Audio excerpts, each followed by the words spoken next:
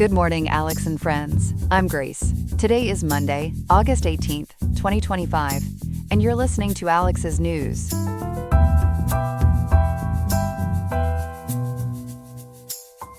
The weather in Riverside today will see a high of 92.7 degrees Fahrenheit and a low of 66.6 degrees Fahrenheit. It's going to be a warm one, so remember to stay cool and hydrated throughout the day. Coming up on Alex's News, we will be diving into the crucial question of what the proposed terms for a potential peace settlement in Ukraine might look like, exploring the conditions that could bring an end to the ongoing conflict. We'll also examine a pressing issue close to home: why access to essential mental health care services is currently facing significant and growing threats. All this and more coming up on Alex's News. Stay tuned.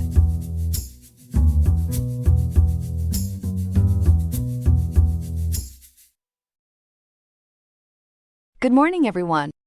We begin our segment today with a pivotal diplomatic dance unfolding in Washington. Tomorrow, the White House will host a high-stakes summit bringing together Ukrainian President Volodymyr Zelensky, an extensive delegation of European leaders, and U.S. President Donald Trump. Here to untangle the threads of this complex negotiation is our seasoned reporter, Ethan. Ethan, this sounds like quite the diplomatic cauldron. What exactly is on the table for discussion? Grace, it certainly is a lot to digest. The core issues are deeply sensitive security guarantees for Ukraine and the contentious prospect of land concessions to Russia. This meeting, set for Monday, August 19th, 2025, just one day from now, comes hot on the heels of a significant gathering in Alaska. Ah, yes, the Alaska summit. That was between President Trump and Russian President Vladimir Putin, correct? Can you elaborate on what came out of that meeting, specifically regarding these so-called game-changing concessions? Indeed, Grace. That meeting occurred on Friday, August 15th, 2025, at Joint Base Elmendorf-Richardson in Anchorage, according to CBS News and Wikipedia. The big headline, reported by PBS NewsHour, came from U.S. Special Envoy Steve Witkoff on August 17th, 2025. He claimed Putin agreed to allow the United States and its European allies to offer Ukraine security protections similar to NATO's collective defense mandate Article 5. Witkoff, who essentially acts as an envoy to Putin, described this as an unprecedented development, marking the first time Russia had agreed to such a proposal. Article 5-like protection. That's quite a mouthful and a significant claim. What exactly does Article 5-like entail, and why is Russia, a nation historically opposed to Ukraine's NATO aspirations, reportedly agreeing to something like this? Well, Grace, NATO's Article 5 is its bedrock, stating that an armed attack against one member is an attack against all, obligating a collective response, potentially military. The proposed Article 5-like protection, while not full NATO membership, implies a significantly stronger, more binding collective defense commitment designed to prevent future Russian aggression, as CBS News explained. Russia's strategic rationale, according to CBS News, could be a workaround to prevent formal NATO membership for Ukraine, solidify its control over Crimea, and end the costly conflict. So a creative workaround to a long-standing impasse, if Witkoff's claims hold water. Has Russia or the Kremlin confirmed these specific points? That's the million-dollar question, Grace. As of today, August 18th, 2025, the Russian government has not officially confirmed or denied Witkoff's specific claims regarding these Article 5-like security guarantees. In fact, CBS News and Al Jazeera have reported that Russia has not publicly confirmed this point. While Putin did allude to unspecified agreements or an understanding post-summit, his public statements, as noted by Al Jazeera and Chatham House, have remained more general. So the jury is still out on official confirmation from Moscow. Interesting. And what about President Trump's stance following his meeting with Putin? Has he shifted his position at all? He certainly has, Grace. According to NPR and ABC News, President Trump has asserted via social media that Ukrainian President Zelensky can end the war with Russia almost immediately if he desires, implying a degree of responsibility rests with Kyiv.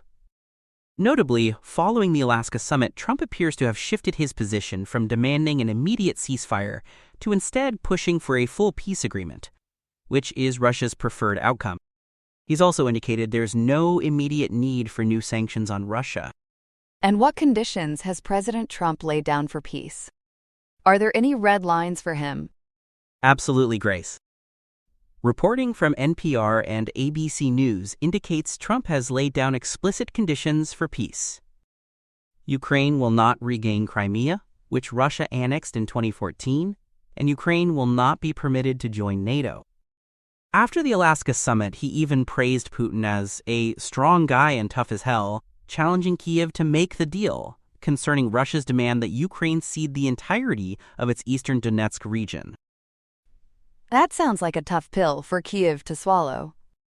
What has Ukrainian President Zelensky said about these potential concessions, particularly regarding territorial integrity? It's a very difficult position for Kyiv, Grace. President Zelensky arrived in Washington on Sunday night, and while expressing gratitude and a desire for the war to end quickly and reliably, he has firmly insisted that peace must be lasting and, crucially, that Ukraine will not cede any territory to Russia. ABC News reports that this position is rooted in Ukraine's constitution, which dictates that any changes to national borders must be approved by an all-Ukraine referendum. Their aspirations for NATO and EU membership are also enshrined constitutionally, meaning amendments would be needed to accept exclusion. So it's not just a political stance, but a legal hurdle. A constitutional quagmire, indeed. And what about this unusually long list of European leaders accompanying President Zelensky to Washington? What's the strategic intent behind such a large delegation? It's a very deliberate move, Grace. As reported by NPR and ABC News, this unusually long list of European leaders, including European Commission President Ursula von der Leyen, French President Emmanuel Macron, and NATO Secretary General Mark Rutte, among others, underscores a united front. Their collective presence is seen as a strategic diplomatic move to demonstrate strong solidarity with Ukraine and to potentially buffer any pressure from President Trump toward a settlement favorable to Moscow. They are essentially saying, we're all in this together. So a show of unity to strengthen Ukraine's hand. Finally, Ethan, given all these high-level talks, what's the situation like on the ground in Ukraine? Is the conflict still as intense? Tragically, Grace, the fighting remains intense, underscoring the urgency of these diplomatic efforts. Overnight into Monday, Ukraine reported that Russia launched 140 drones and 4 missiles.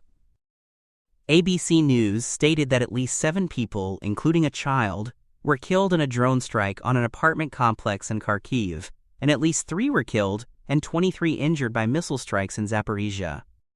This ongoing violence is a stark reminder of what's at stake. A truly sobering reminder indeed. Ethan, thank you for breaking down this incredibly complex and critical situation for us. It sounds like tomorrow's meetings will be a high-wire act, balancing diplomacy with dire realities. We appreciate your insights. My pleasure, Grace. We'll be keeping a close eye on those developments. This reporting draws on information from ABC News, NPR, PBS NewsHour, CBS News, Wikipedia, Al Jazeera, Chatham House, The Hindu, Harvard.edu, Carnegie Endowment, and ECFR.eu. We'll be right back with more news after the break. Welcome back, everyone. We turn now to a critical issue impacting millions of Americans, well-being, the future of mental health coverage. The landscape is shifting, and for many, it's causing a lot of concern. For more on this, we go to our reporter, Chloe. Chloe, this seems like a complex situation. Can you first break down what exactly mental health parity means for your viewers? Grace, it certainly is a complex issue, and one that hits very close to home for many families. At its core, mental health parity means that health plans should cover mental health and substance use disorder benefits at the same level as physical health care benefits. This concept is federally mandated by the 2008 Mental Health Parity and Addiction Equity Act, often called MHPAEA.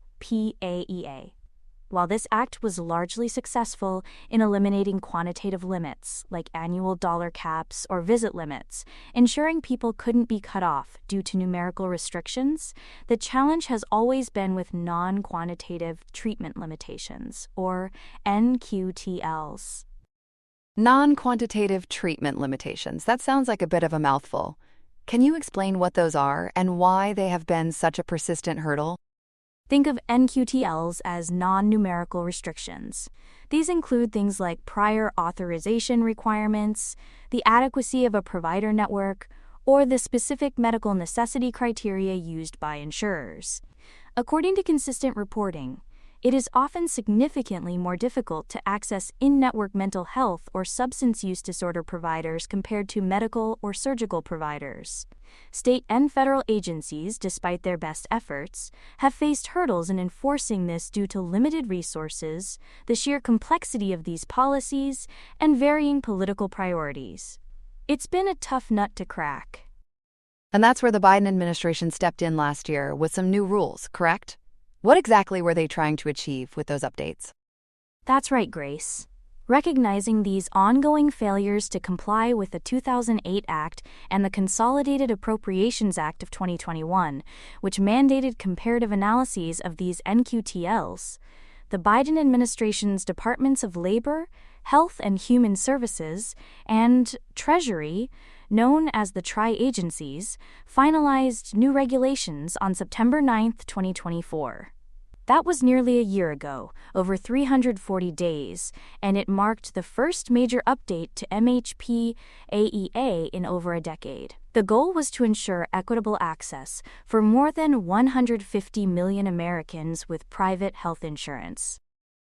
And what data supported the need for these stricter rules? The tri-agencies presented compelling data. Widespread non-compliance was evident.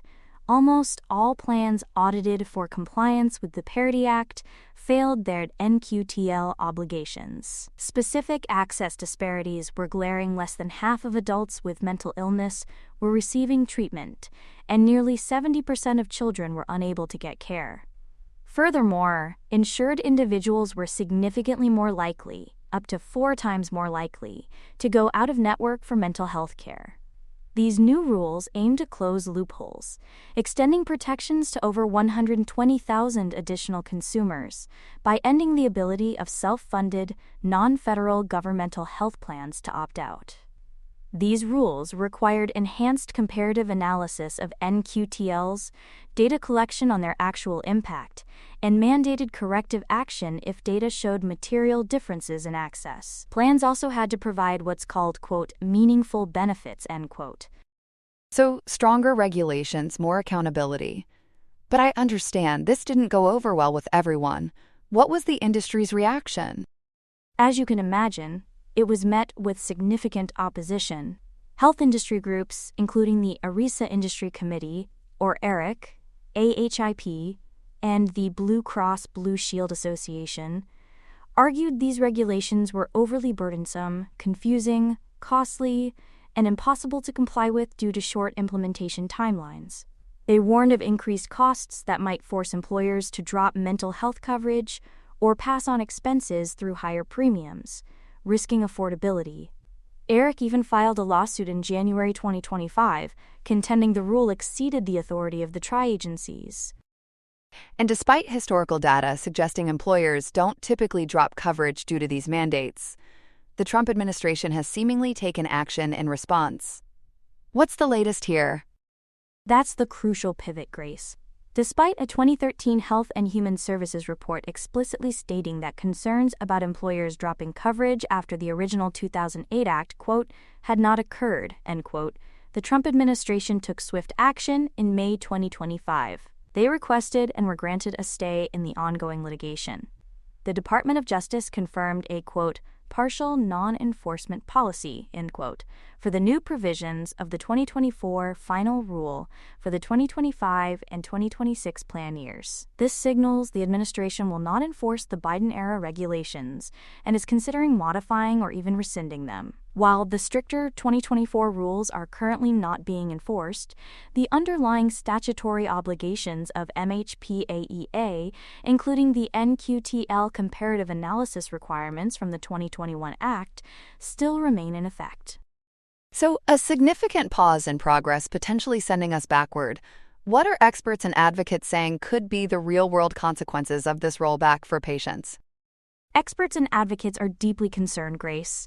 They warn this rollback could lead to more Americans going without crucial mental health and substance use care. Suspending these rules and potentially cutting enforcement funding could result in longer wait times for patients trying to challenge insurance decisions and fewer investigations into violations. The long-term prediction is an increase in untreated mental illness and growing frustration with insurers.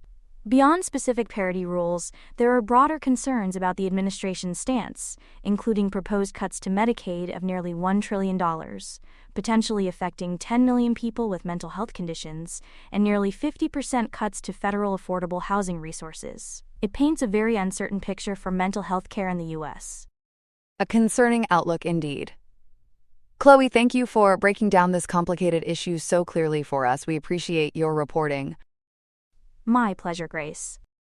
And that's our look at the future of mental health parity in America. Here are some other headlines. In Israel, a nation is on hold as hundreds of thousands of protesters take to the streets, hoping to strike a deal for the remaining hostages in Gaza. Organizers claim as many as 500,000 people gathered in Tel Aviv's Hostage Square, part of a nationwide day of action that saw schools, businesses, and even major unions grind to a halt. Demonstrators blocked key highways, demanding an end to the nearly 2-year war and the safe return of the approximately 50 hostages still in captivity. The protests come as a direct challenge to Prime Minister Benjamin Netanyahu's government, which recently approved plans to expand military operations in Gaza. While figures like actress Gal Gadot and opposition leader Yair Lapid have shown support for the families, the Prime Minister argues that ending the war now would only embolden Hamas. Out on the Atlantic, Hurricane Erin is making waves along the U.S. East Coast. While the storm has been downgraded from a catastrophic Category 5 to a Category 3, forecasters are warning that this Erin has a big personality. The hurricane is rapidly expanding in size, meaning that even without a direct landfall, its impacts will be felt over a much larger area. Dangerous surf and life-threatening rip currents are expected all along the eastern seaboard throughout the week. In North Carolina, Dare County officials have already ordered an evacuation for Hatteras Island, fearing the storm could wash out the critical Highway 12. So while Erin's punch has weakened, its reach has grown, posing a significant and widespread coastal threat. In Washington, the Trump administration is closing the door on visitor visas for individuals from Gaza. The temporary halt was announced just one day after conservative activist Laura Loomer posted videos of injured Palestinian children arriving in the U.S. for medical treatment, questioning the process and calling it a national security threat. Secretary of State Marco Rubio said the pause was initiated to review vetting procedures, citing unverified claims that some organizations involved in acquiring the visas may have links to terrorist groups. Humanitarian groups are condemning the move, with the Palestine Children's Relief Fund calling it a dangerous and inhumane decision that cuts a lifeline for severely injured children. In Hong Kong, the son of jailed media mogul Jimmy Lai is making his voice heard as his father's landmark national security trial nears its end. Sebastian Lai calls the proceedings a politically motivated show trial, expressing grave concerns that his 77-year-old father, a British citizen, will die in prison. Jimmy Lai, founder of the now-shuttered pro-democracy newspaper Apple Daily, faces a possible life sentence on charges of colluding with foreign forces. The trial is seen as a pressing issue for press freedom in the city, and the world is watching to see what headlines the final verdict will write. And finally, a deluge of devastation in northwestern Pakistan, where the death toll from flash floods and landslides has climbed to over 344.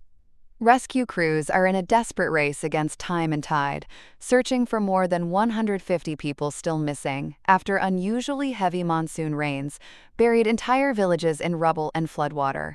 The army has been deployed, but continuous rainfall and flooded roads are severely hampering the search for survivors. With hopes dwindling, the government has declared a state of emergency in the hardest-hit districts. That's all we have for now. Today's episode was made by Alexander King with Claude Sonnet 4.0, Gemini Pro 2.5, Gemini Flash 2.5, and Google Cloud Text-to-Speech. I hope you have a great day. I'll see you tomorrow, Alex.